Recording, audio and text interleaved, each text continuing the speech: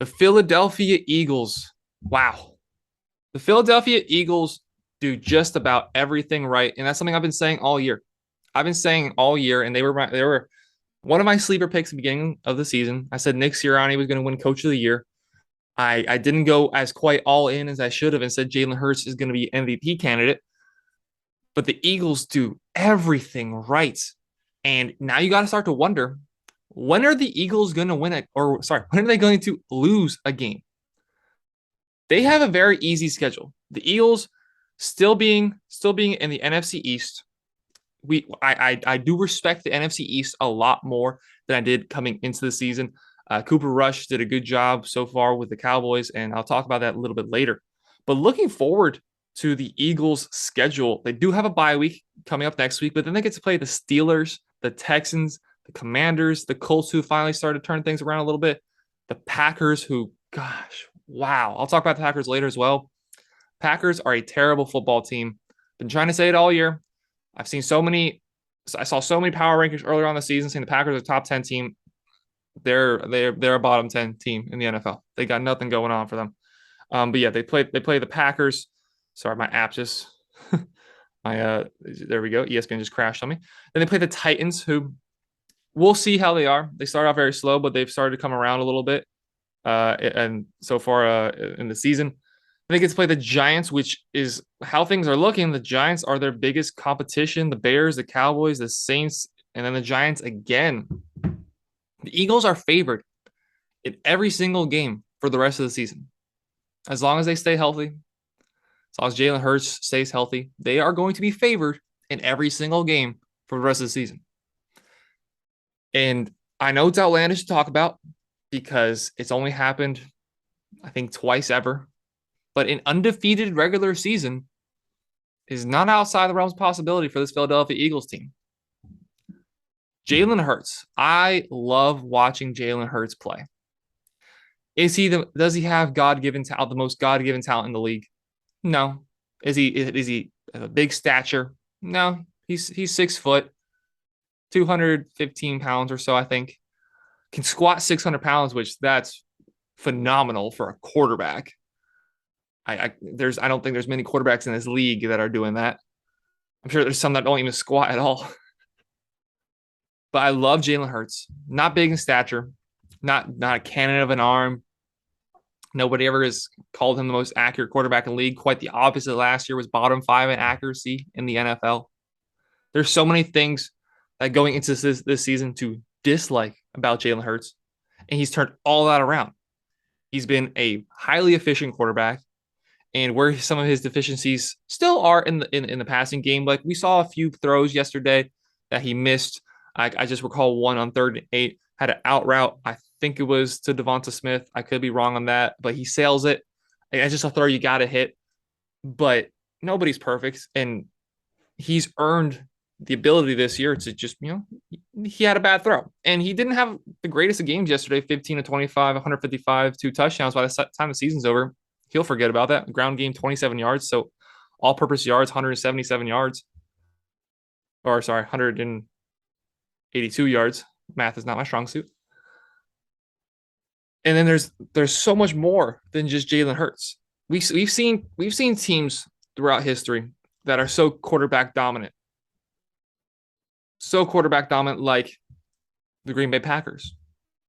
The Green Bay Packers without Aaron Rodgers, what are they? Even with Aaron Rodgers, what are they? But without Aaron Rodgers, what else does this team have that's high quality?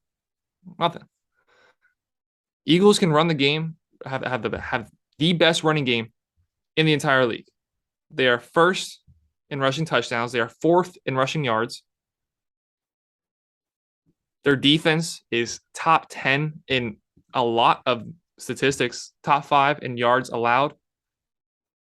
They are top 5 in sacks, top 10 in points allowed. Miles Sanders, somebody who a lot of people have doubted throughout his career so far, and especially in fantasy football, it makes sense to doubt him because the quarterback is run dominant. Last year, he wasn't getting any goal line carries, 18 carries, 71 yards, and a touchdown. Adding A.J. Brown to this receiving core might just be the best offseason acquisition in the entire NFL. 5 catches, 67 yards, and a touchdown. Devonta, 5 catches, 44 yards, and a touchdown. More interceptions. CJ Gardner Johnson, Darius Slay, 3 interceptions between the two of them. James Bradbury also in the secondary. Top 10 in sacks. What is there not to like about this team? You can say all they want. Yeah, they haven't played the greatest competition. I'm sorry, they destroyed the Vikings, who everybody's now going to claim is a top 5, top 7 team after limping across the finish line to beat Teddy Bridgewater. I think the Vikings are a top 10 team.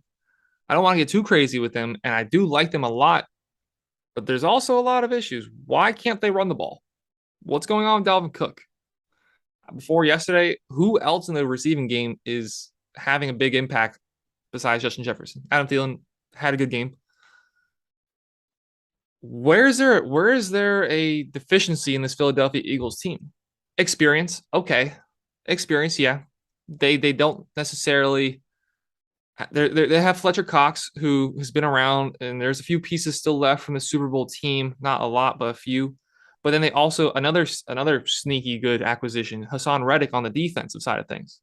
And getting Darius Slay last year looked a little bit like a bad move initially, especially since the Lions were able to immediately replace him, or actually replaced him beforehand, I think.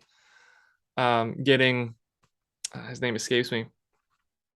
But the Eagles do everything right. And I don't know when they're going to lose.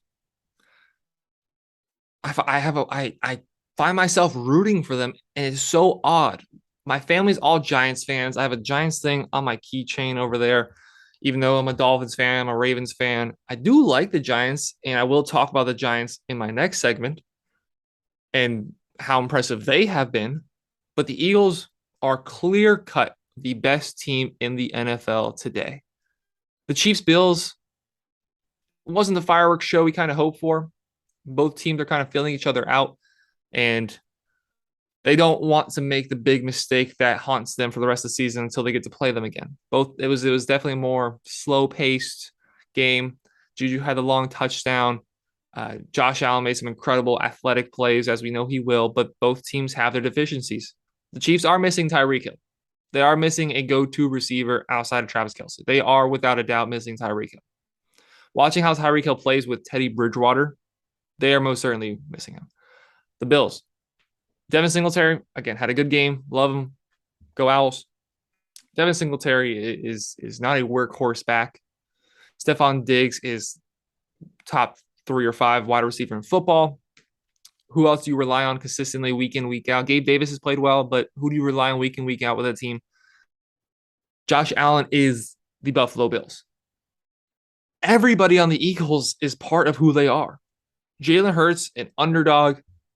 Philadelphia loves to feel as a city they're an underdog. Let them, whatever. They're not going to shut up anyways, so just let them. Jalen Hurts, underdog.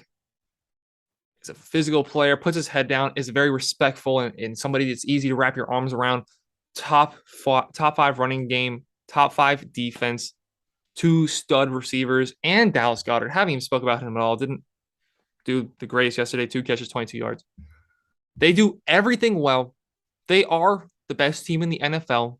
I don't know when they're going to lose a game. It might not be all season long. This could be a team that runs the course of things and finishes 17-0 at the end of the season.